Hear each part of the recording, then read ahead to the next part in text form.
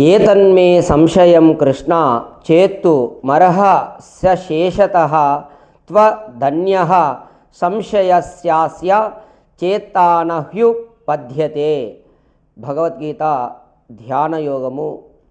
ఇక్కడ అర్జునుడు అడుగుతున్నాడు, కృష్ణ నాకు ఈ సంశయం కలిగినది. ఏ సంశయము?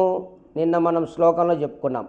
యోగ మార్గమున నడవజాలక ఇహపరములకు దూరుడై వాయువశములో చిన్న భిన్నమగు మేఘముల వలె ఎందుకు కొరగాక నశించునా, లేక వానికి ఏ గతి కలుగుతుంది అని సందేహం కలిగింది. దీనిని నీవే నిర్మూలనము చేయగలవు. చూడండి, అర్జునుడు నీవే చేయగలగవు, ఇంకా చేయగలవు, వేరే వాళ్లకు సాధ్యం కాదు, అన్యులకు ఈ శక్తి లేదు.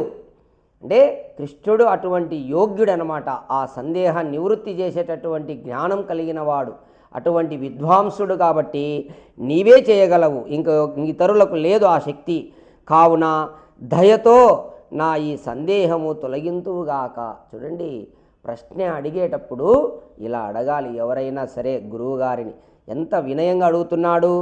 నీవు తప్ప నా సందేహాన్ని తీర్చడానికి ఇంకొకరు లేరు, కాబట్టి దయతో నా ఈ సందేహాన్ని తొలగింతువుగాక అని అర్జునుడు కృష్ణుని వేడుకుంటున్నాడు.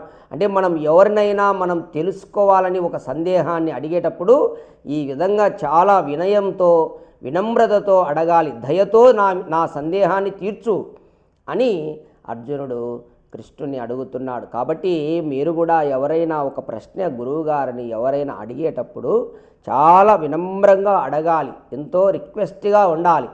అలాగే మంచి సౌశీల్యముతో మంచి వాక్కుతో అడగాలి ఆ ప్రశ్న.